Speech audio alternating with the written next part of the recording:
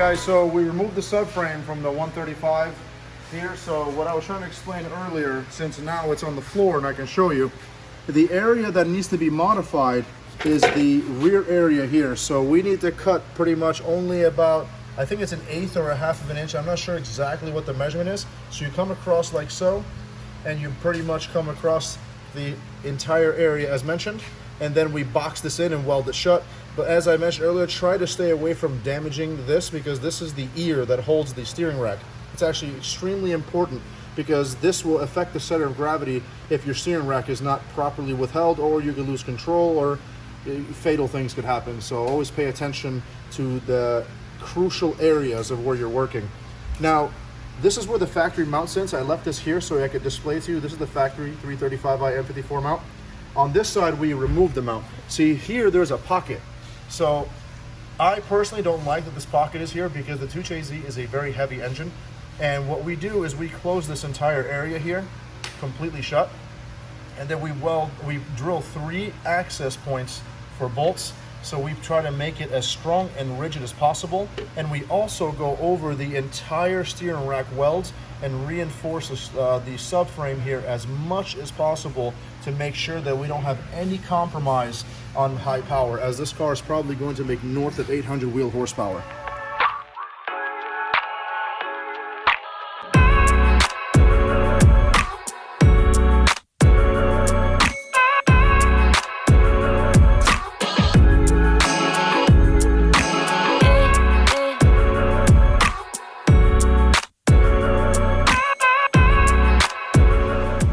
So today is day 3 in the 2JZ 135i 1M conversion. We have Mike already fabricating, as we mentioned in the prior episode, about welding these 1/4 inch plates in for reinforcement. We'll be drilling the 3 holes over here.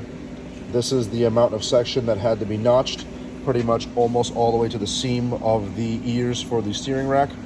And Mike is going to be boxing all this in, welding all this shut, and then he's going to make the plates sit onto this point, and then after that he's going to drill the holes, make the mount carriers after we place this back into the vehicle, and then we're going to show you some fabrication clips alongside of it.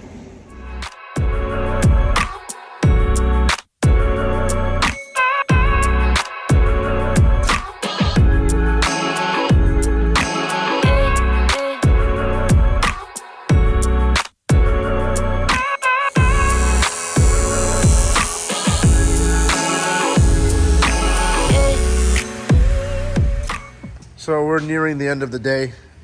The glass company came out and they pulled the rear windshield out, and I'm gonna show a snippet of him dropping the trunk on the glass and breaking it. And here we go. There goes that. And we're back. So hopefully that snippet was a little bit of entertainment. So he said that they're gonna replace the back glass. You know, accidents happen. So this is all off, and then the opposing side is off as well, because we got to get in here to get all these spot welds removed from the inside here and to remove the skin. And then the front windshield is also off, and they're going to be taking that with them. All the glue is off, and we're going to actually try to repair this section here because it's a little buckled. Trying to see if maybe if we possibly can reskin this.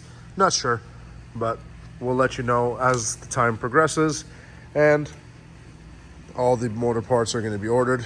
We also took delivery of this vehicle today. This is another client of ours named Kieran Patterson.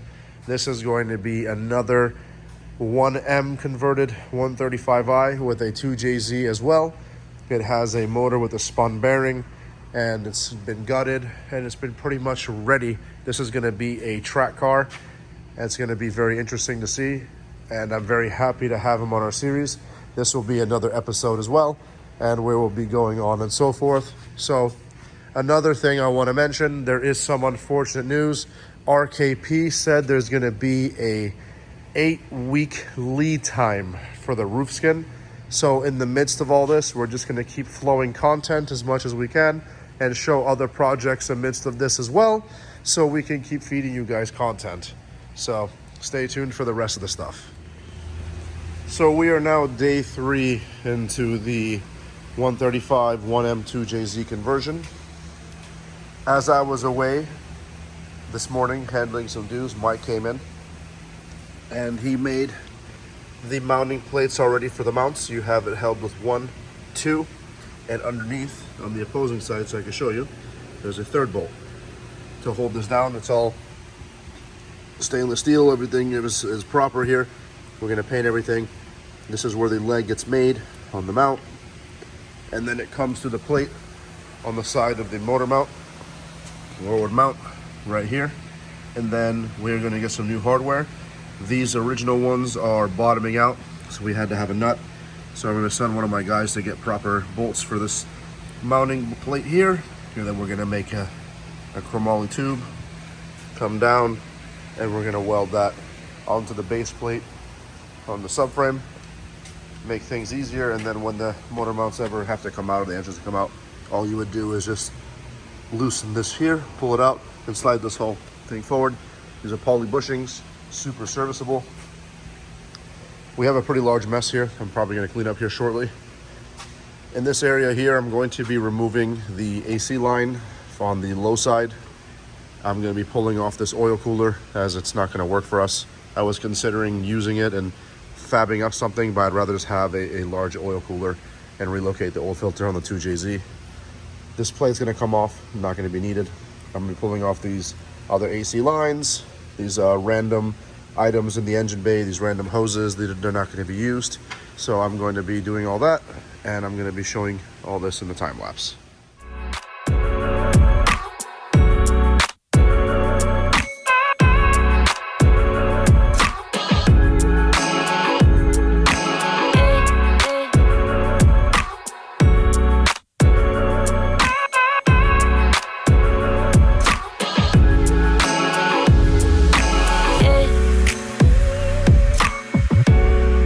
So we pretty much removed everything from the engine bay. We took the AC lines off, the power wires off, the ECU, the DME, the box, pretty much all the AC lines on the opposing side, all the heater lines, power steering reservoir, coolers. We degreased the engine bay, and now we're just pretty much having to put the subframe back in, and then we can get this car pretty much on 4s again, and then we're going to slide the motor in from that point and start creating the mounts.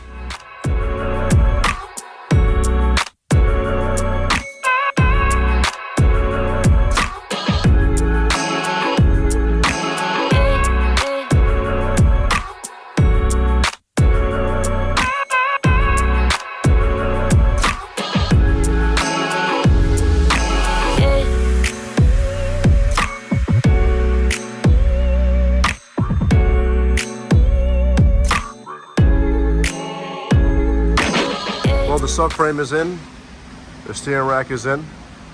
We removed the fittings from the lines. We're going to run the Borgeson adapters and make push lock connections with an aftermarket steering column.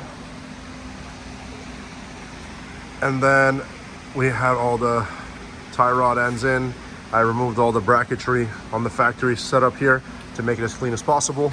The next step from this point now is to put the motor in and then mock everything up. Okay, everything is all prepped up. We are pushing the 2JZ with the GS6 into the vehicle. Requires raising up. Then as you go forward, you go down, and then you move forward, you go down, you move forward. It has to be in implements and in small amounts of increments as well.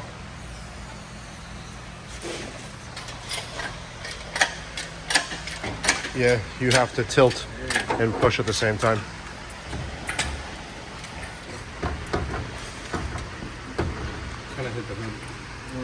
Okay, let's push the hood up. Okay, so we put the hood all the way up as it was touching the hood. Now we have more clearance. I'm going to bring the motor down a little bit. As we clear the subframe, it has to be a rear sump setup. We're going to raise the tail of the trans, and then we're going to tilt and then put it in. We're going to continue to a time lapse.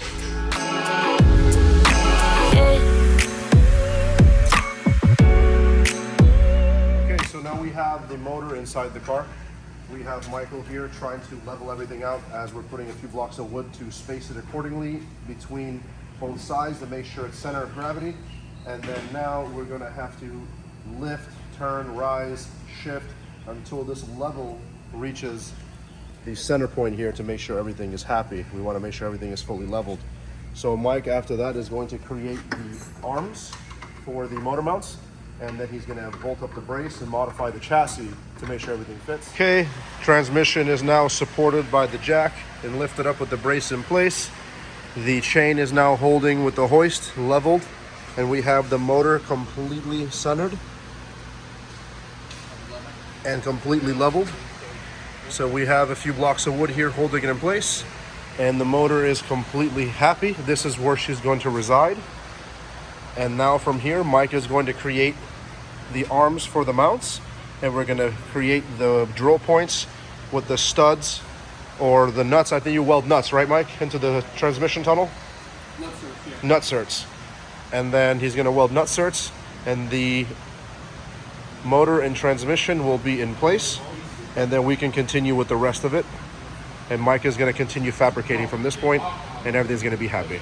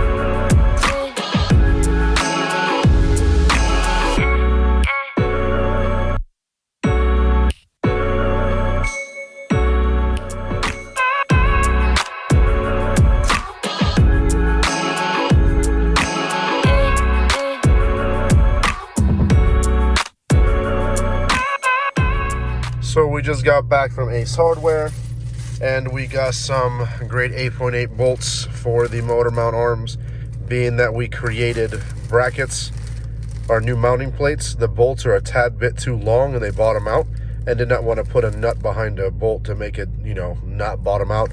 So I pretty much just got the proper size with washers, and this should make things a lot smoother and also look newer instead of that old Toyota bolt right there. If anybody wants to know, it is a 1.25 by 10, if you ever want to know what the motor mount bolts are.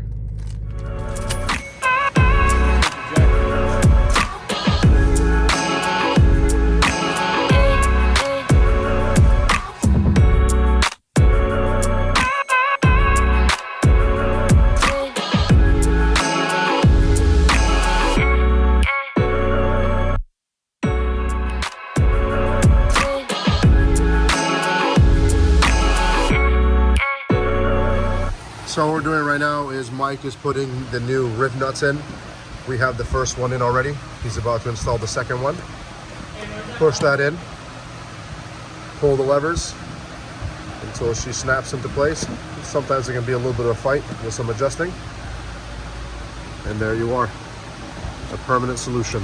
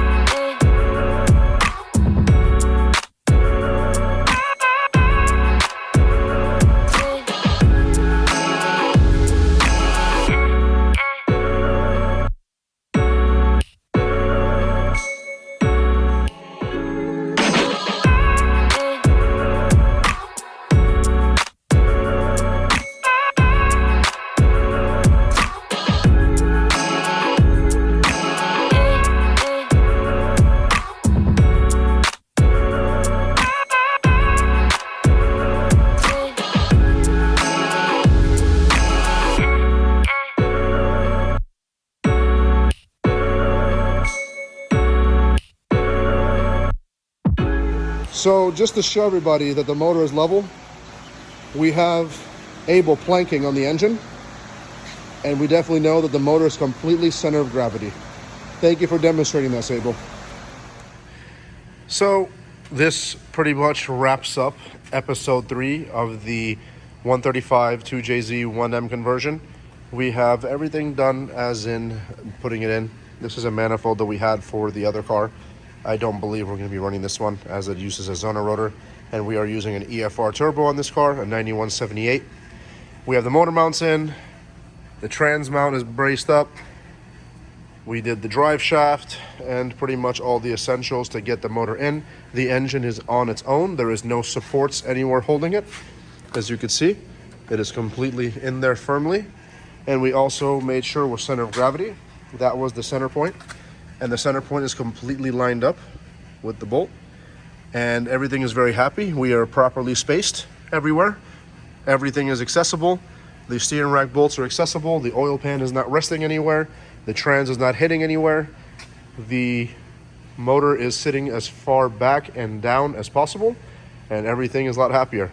The next point from here is putting the front end on, cleaning up the mess that we made, getting the intercooler, radiator, the plumbing, the turbo manifold, the downpipe, the exhaust, the fuel system, pretty much simple essentials. And then once the mechanical aspect is all done, we're going to start moving on to the body, which is going to be the fun part. Okay, on to episode 4.